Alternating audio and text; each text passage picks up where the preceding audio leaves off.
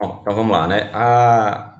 No vídeo passado a gente estava falando das doenças hematológicas dos recém-nascidos. E a gente falou da anemia e a gente falou da polissemia. Agora a gente já inicia a parte de icterícia neonatal, tá certo? A icterícia neonatal, ela pode acometer de 80% de prematuros e, no caso dos recém-nascidos a termo, ela comete aí aproximadamente 60%, tá certo? Ou seja, quanto mais prematuro, maiores são as chances de você ter uma icterícia. E a icterícia, ela acontece por conta do aumento da bilirrubina, e geralmente bilirrubina indireta, tá certo? Só que pode também acontecer por conta do aumento da bilirrubina direta, porém, isso ainda é um pouco mais difícil de acontecer, digamos, um pouco mais raro, entre aspas, né? Mas quando acomete, quase sempre ou sempre vai ser patológico. Nem sempre a icterícia às custas de bilirrubina indireta serão patológicos, tá certo? Mas para a gente entender como é que acontece essa icterícia, é necessário que a gente saiba o metabolismo da bilirrubina, né? Por que que aumenta a bilirrubina no sangue? Bom, de forma geral, né, para a gente fazer um resumo mesmo, né, a gente não vai entrar em muitos detalhes, o que que acontece? Primeiro vai acontecer a destruição da hemácia, ok? Geralmente essa destruição da hemácia ocorre no baço, né? A hemácia ela tem uma certa deformabilidade, né? Ela é uma célula bicôncava e ela tem digamos, essa capacidade de se deformar. E aí, à medida que o tempo vai passando, ela vai envelhecendo e vai diminuindo essa capacidade de se deformar. Só que ela tem que passar pelo um sinusoide esplênico e o cordão esplênico, que na verdade é uma estrutura muito apertada, em que ela tem que se contorcer para passar. À medida que o tempo vai passando, ela vai perdendo essa capacidade e acaba sendo destruída, ok? Quando a hemácia é destruída, ela libera seus componentes. Dentre eles, ela vai liberar a hemoglobina, certo? No caso, a hemoglobina é uma molécula, como eu já tinha até falado no vídeo anterior, né? Ela é uma molécula formada por um grupamento M e pela globina, tá bom? O grupamento M, ele é formado pelo ferro e é formado pela protoporfirina 9. Quando acontece a destruição da hemácia e liberação da hemoglobina, a hemoglobina vai ser quebrada, vai sair a globina, vai sair o ferro e a protoporfirina 9 vai se transformar em biliverdina. A biliverdina vai se transformar na bilirrubina. Só que a bilirrubina que ela se transformou é uma bilirrubina lipossolúvel, tá certo? A gente vai chamar de bilirrubina indireta. Ela é lipossolúvel, ela não consegue ficar no plasma sanguíneo se não for associada a proteínas. E no caso, a principal proteína que se associa com a bilirrubina indireta vai ser a albumina, tá certo? Então, a albumina se liga à bilirrubina indireta e transporta a bilirrubina indireta para o fígado, para acontecer a conjugação. Então, vai acontecer o transporte, a chegada no fígado, aí tem aquelas proteínas X e Y, né, que vão captar ali a bilirrubina indireta, certo? Vão levar para o hepatócito, e no hepatócito vai acontecer a conjugação, vai acontecer a liberação da albumina, tá certo? E a bilirrubina indireta vai se juntar com o ácido glucurônico, tá certo? E se transformar na bilirrubina direta, ok? Esse ácido glucurônico, ele vai ser, então, é, é, é, associado à bilirrubina indireta através de uma enzima, a glucoroniltransferase, tá certo? Então, eu coloquei aqui só as palavras-chave para a gente entender. A hemácia vai ser destruída, vai formar a hemoglobina vai se juntar com a albumina, né? Desculpa, a hemoglobina vai ser quebrada, forma a bilirrubina indireta, que se junta com a albumina, vai para o fígado. No fígado, a glucuroniltransferase pega o ácido glucurônico, junta com a albumina, com a bilirrubina indireta e forma a bilirrubina direta, certo? Aí, então, a bilirrubina direta sai do fígado e vai para o intestino, ok?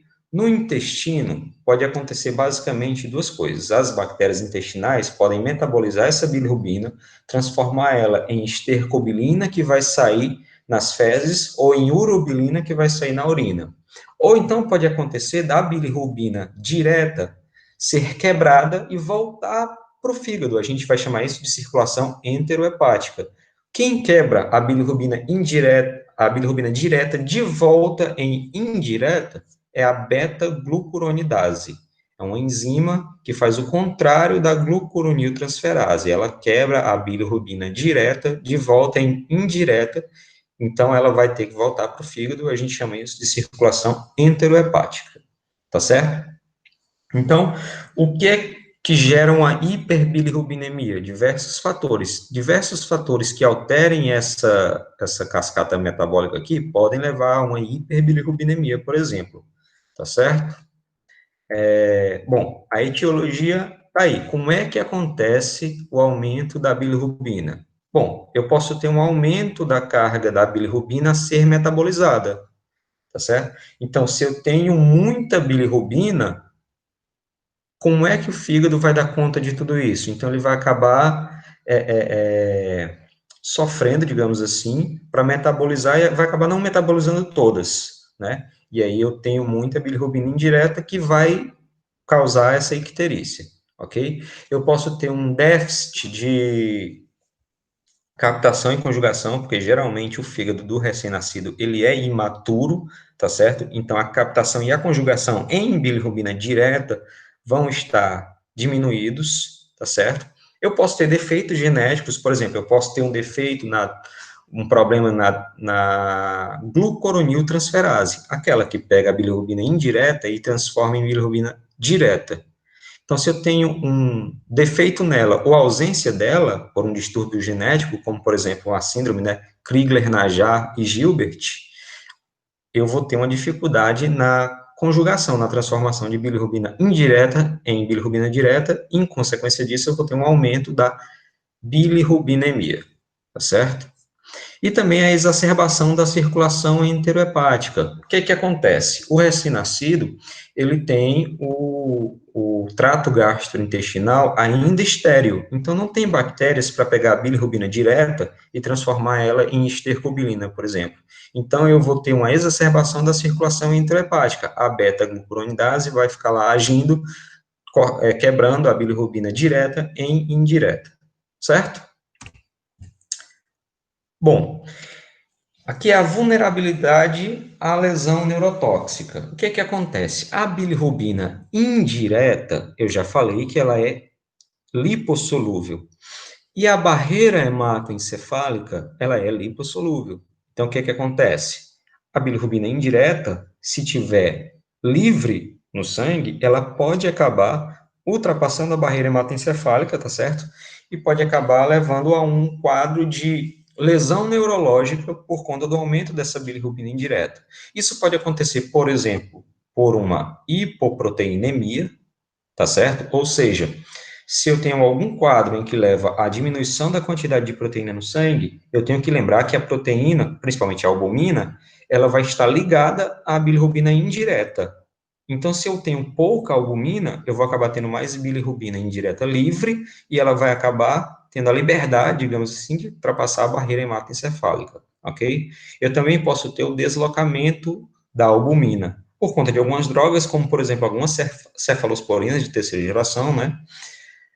E também por alguns casos, algumas situações específicas, como, por exemplo, uma acidose, tá bom? Que pode gerar uma bilirrubina indireta livre, tá certo? Pronto.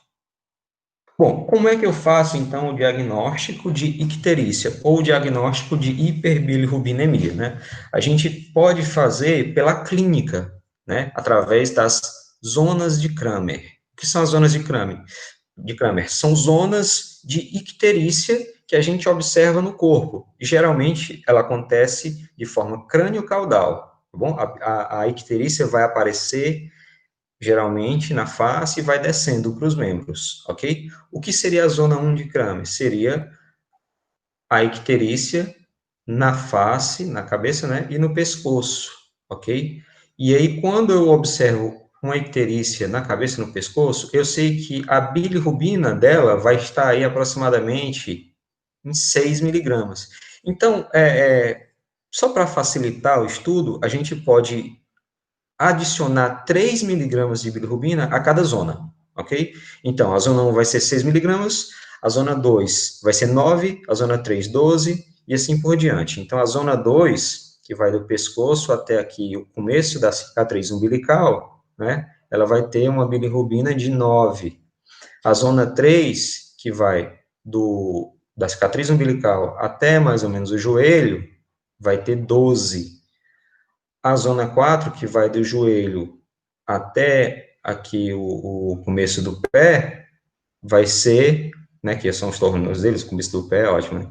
Os tornozelos, e também até o antebraço, tá certo? Vai ser a zona 4, ok? Mais 3 vai ficar 15. E a zona 5 vai cometer as extremidades, né? Mãos e pés, e eu vou ter 18 de bilirrubina, ou mais, certo? Muito bem, só que eu não devo confiar totalmente nas zonas de Kramer, porque é algo um pouco subjetivo, tá certo? Eu tenho que lembrar que a icterícia, ela pode ser fisiológica ou patológica. Eu tenho que fazer uma investigação adicional se eu suspeitar de que essa icterícia pode ser patológica, tá certo? Lembrando, sempre que eu tenho um quadro de icterícia, eu vou fazer aquelas investigações rotineiras, né? Claro que eu vou pedir um hemograma, claro que eu vou pedir bilirrubinas totais e frações, mas quando eu suspeito de que aquela icterícia não é fisiológica e sim patológica, eu posso sim lançar mão de investigação adicional, né? Eu vou fazer essa investigação adicional se eu observar, por exemplo, o quê? Se eu observar que o paciente está com icterícia abaixo de 24 horas, então menos de 24 horas, a icterícia vai ser patológica. Eu tenho que investigar, tá certo? Se a icterícia que eu observar tiver associada a um recém-nascido com um aspecto doente, né, com aquele quadro geral, né, de prostração, né, aqueles sintomas em que você percebe que o recém-nascido ele realmente não tá bem, tá certo? Ele tem aquela queda do estado geral, ok? Sinais de hemólise, né, uma palidez, uma hepatosplenomegalia, ok? Uma anemia com os reticulócitos elevados, lembra, os reticulócitos elevados podem nos levar a pensar que a criança pode estar tendo um sangramento ou pode estar tendo hemólise, não é? Quando eu observo que a bilirrubina está aumentando, né, de 0,5 miligramas por decilitro por hora, né, e quando eu tenho, por exemplo, sangramento, né, ou então céfalo-hematoma, e a partir da zona 3 de Kramer também já tenho que ter uma investigação um pouco mais apurada, certo? Bom, e quais são esses exames, então, adicionais? Bom, laboratorialmente, eu posso observar o hemograma, tá certo? Eu posso observar o esfregaço de sangue, né, para ver se a criança não tem, por exemplo, uma esferocitose, certo? Eu vou olhar os reticulócitos, ver se estão aumentados, eu vou fazer o CUMBS direto para ver se eu não tenho nenhum tipo de hemólise por conta de uma aloimunidade, né, que é quando acontece a transmissão lá dos anticorpos contra as células sanguíneas do bebê, né, do recém-nascido. Eu vou fazer a tipagem sanguínea, porque eu quero saber se tem incompatibilidade ABO e RH, tá certo? E eu vou fazer as bilirrubinas totais, a bilirrubina total e as frações, ok? Bom, muito bem. Então, vamos lá. Como seria a icterícia fisiológica? Para iniciar, um bebê a termo, até 15 miligramas por decilitro, eu posso, desculpa, até 12, né, por decilitro, eu posso dizer que a icterícia é fisiológica, e num prematuro, até 15, tá certo? Aí, aqui nós temos que os fatores de risco associados à icterícia fisiológica mais comuns, ó, eu tenho fatores de risco para ter icterícia fisiológica, tá certo? Quando a mãe é diabética, ok? É só lembrar, a mãe é diabética, pode acontecer dela gerar um aumento, né, do hematócrito, uma policitemia, e aí se eu tenho muita hemácia, eu vou acabar tendo muita destruição. Se eu tenho muita destruição, eu vou acabar tendo bilirrubina no sangue, ok? O aumento da bilirrubina. Raça oriental, prematuridade, a altitude, né? Porque a altitude vai elevar a eritropoetina, né? Por aquele sistema de hipóxia, ok? A policitemia em si, a eliminação tardia do mecônio, porque tem a ver com aquela circulação enterohepática, tá certo? E uma história familiar de um irmão que teve icterícia fisiológica, certo? Aí eu posso ter também uma icterícia associada ao leite materno, que aí eu vou dividir em precoce e tardia. A precoce vai ser a icterícia do aleitamento materno e a tardia vai ser a icterícia do leite materno, né? A precoce, que é a do aleitamento materno, geralmente está relacionado com uma dificuldade na amamentação. Então, a criança não está mamando direito, ok?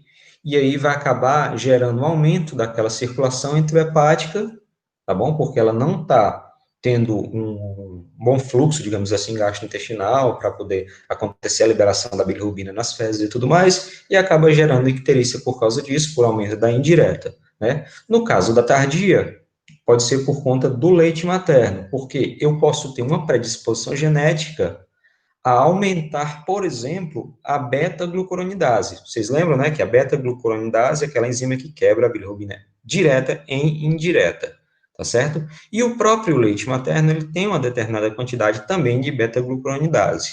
Nesses casos, eu posso fazer uma prova terapêutica, suspender a amamentação por 24 horas, né? Então, quando eu suspendo a amamentação por 24 horas, a icterícia tende a cair, certo?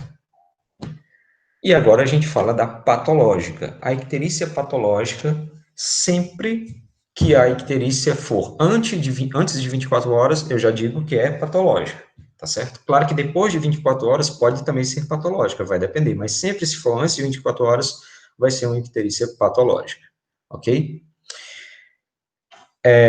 Além da média abdominal, né, basicamente, além da zona 3 de Kramer, vamos dizer que é uma icterícia que já pode ser patológica, certo?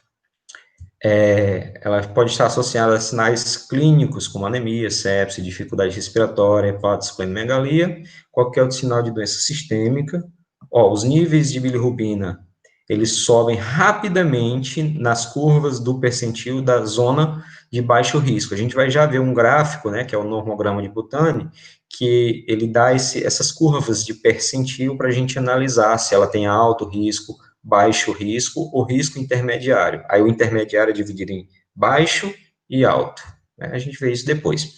É como eu já falei nos outros slides, tá certo? Por exemplo, níveis de bilirrubina que aumentam 0,5 por hora, tá certo? Bilirrubina que não diminui com a terapia, que no caso a gente ainda vai falar que é a fototerapia. Níveis elevados de bilirrubina direta, e no caso aí os níveis elevados de bilirrubina direta, a gente pode dizer que é a partir de 2 miligramas, tá certo? Por decilitro, e uma icterícia que persiste por mais de 3 semanas. Aí eu vou solicitar aqueles exames adicionais que eu já falei. Bom, quais são, então, as causas de icterícia patológica? Aí a gente vai dividir, tá certo? A icterícia patológica, ela pode ser por culpa da bilirrubina indireta e ela pode ser por culpa da direta. Quando é por culpa da indireta, eu vou observar o cumbis, certo? Se o cumbis for positivo, eu posso estar tendo uma isoimunização, ABO ou RH. O mais comum é o ABO, tá certo? E o mais raro é a isoimunização de outros grupos sanguíneos, tá certo? Como o DUF e entre outros. Eu posso observar o cumbis e ele pode vir negativo. Então, se o cúmulo está vindo negativo, eu vou observar o quê? A hemoglobina. Se a hemoglobina estiver normal, com reticulócitos aumentados, eu posso ter um defeito de membrana ou de enzimas. Como eu já falei, defeito de membrana, né? Que são daqueles defeitos hereditários. Então, o defeito de membrana pode ser uma esferocitose, uma eliptocitose, e os enzimáticos também são hereditários. Pode ser, por exemplo, uma deficiência de G6PD e piruvato quinase, certo? A hemoglobina pode estar normal, porém, os reticulócitos também podem estar normais. Então, nesses casos, O problema pode ser por conta de hipóxia, por conta da asfixia, né? Por conta de um sangramento, né? Por conta de doenças genéticas também, de falta lá da glucuroniltransferase, como, por exemplo, o Crigler-Najjar e o Gilbert. E eu posso avaliar que a hemoglobina está elevada, ou seja, eu posso ter uma policitemia, né? E aí, geralmente, pode ser por conta do atraso do clampeamento do cordão, ok? Bom, mas a causa da icterícia patológica também pode ser por bilirrubina direta. E nesses casos, eu vou ter uma causa que pode ser intrahepática ou pode ser extrahepática. Quando é intrahepática, geralmente vai ser a hepatite neonatal, tá certo? Bom, quais são as causas dessa hepatite neonatal? Podem ser infecciosas, uma sepse ou as torches, que a gente ainda vai estudar depois, né? Pode ser por conta de doenças metabólicas, como uma fibrose cística ou uma deficiência de alfa-1 antitrypsina. Pode ser síndromes um pouco mais raras, digamos assim, como, por exemplo, a síndrome de Zellweger, que é uma síndrome em que a criança nasce e ela não tem a capacidade de produzir os peroxissomos, tá bom? E aí, isso vai acabar gerando um quadro bastante amplo, né, que ataca cérebro, pulmão e rim, tá certo? Hemocromatose, né? A hemocromatose é um aumento das reservas, digamos assim, da quantidade de ferro, né? Das reservas de ferro. E aí acaba o ferro atrapalhando o fígado e gerando uma hepatite neonatal por conta do aumento da quantidade de ferro, tá certo? Essa doença de Biller, ela está relacionada com a conjugação, tá certo? Dificuldade na captação também, na conjugação da bilirrubina, né? De forma ali intrahepática. As causas extrahepáticas, geralmente são causas que acontecem por uma impactação ou uma dificuldade de liberação da bile, né? Dos ácidos biliares e tudo lá pelo colédoco, né, para o intestino, tá certo? Então, eu posso ter cistos de colédoco, eu posso ter atresia das vias biliares, certo? Muito bem. A grande preocupação da hiperbilirrubinemia não é a icterícia em si, né? Eu não vou me preocupar só porque o bebê está amarelo por si só. Eu vou me preocupar porque ele estar amarelo significa que eu tenho muita bilirrubina e essa bilirrubina pode, como eu já falei, atravessar a barreira hematoencefálica. E se ela atravessa a barreira hematoencefálica, ela age no sistema nervoso central, causando lesões que podem ser irreversíveis, tá certo? E a bilirrubina no sistema nervoso central, a gente vai chamar de encefalopatia bilirrubínica, o famoso kernicterus, que pode ter uma fase aguda e uma fase crônica. Na fase aguda, a gente ainda divide em 3 fases, mas é basicamente essa sequência: a hipotonia, a letargia, um déficit, um problema na sucção do leite, um choro agudo, tá certo? Aí a fase 2, em que se instala já uma hipertonia da musculatura, tá certo? Da extensora, a criança pode ter um obstótono, como, por exemplo, acontece, por exemplo, também em pessoas que têm tétano, né? Ela tem uma hiperextensão, né, geralmente de um arqueamento da coluna e tudo mais, convulsões, febre. Já na terceira fase, ela tem uma aparente melhora, né, melhora a hipertonia e tudo mais, e ela já está se encaminhando, nesse caso, para a fase crônica. A fase crônica é onde a bilirrubina está se instalando realmente nos gânglios da base e vai acabar gerando, né, sintomas extrapiramidais, como paralisia cerebral, neuropatia auditiva, paresia vertical do olhar, tá certo? E a displasia dentária. Bom, e para finalizar, a gente fala de forma bem resumida sobre o tratamento. E o tratamento se baseia em fototerapia e ou exsanguíneo transfusão. O objetivo do tratamento é baixar os níveis de bilirrubina para que eles não ameacem o sistema nervoso central com o kernicterus. Tá certo? Como é que eu faço então isso? Eu vou ter uma tabela para avaliar o risco da hiperbilirrubinemia. tá certo? Que é o normograma de Butani, né? Eu vou, então, avaliar os percentis. Abaixo do percentil 40 já é uma zona de baixo risco, acima do 75, acima do 90, já é uma zona de altíssimo risco, né? E a zona intermediária que eu vou dividir em alto ou baixo. Eu vou fazer essa avaliação, né? Através da bilirrubina sérica e da idade pós-natal em horas, ok? Para avaliar se eu devo fazer ou não fototerapia e ou exsanguíneo transfusão, certo? A fototerapia, geralmente, como é que eu faço, né? Pode ser uma convencional, pode ser uma fototerapia um pouco, digamos, mais sofisticada, que é o Billy Spot, tá certo? E o Billy Blanket também tem. Basicamente, é uma luz, né? No caso, a convencional vai ser uma luz numa lâmpada fluorescente, geralmente a 20, 30 centímetros do bebê, né? Lembrar de cobrir os olhos do bebê e tudo mais, né? E hidratar, certo? E essa fototerapia vai fazer com que aconteça uma isomerização da bilirrubina, transformando a bilirrubina indireta em bilirrubina direta, tá certo? E a bilirrubina direta vai acabar sendo eliminada na urina e tudo mais, ok? Lembrar que tem que tomar cuidado, porque se a icterícia for às custas de uma bilirrubina direta, a fototerapia pode até atrapalhar, pode causar síndrome do bebê bronzeado, certo? Bom, então, basicamente é isso aí. Aí a gente volta para o próximo vídeo falando, ainda nas doenças hematológicas, falando sobre a, a doença hemorrágica, né, do recém-nascido. Ok? Então, até mais.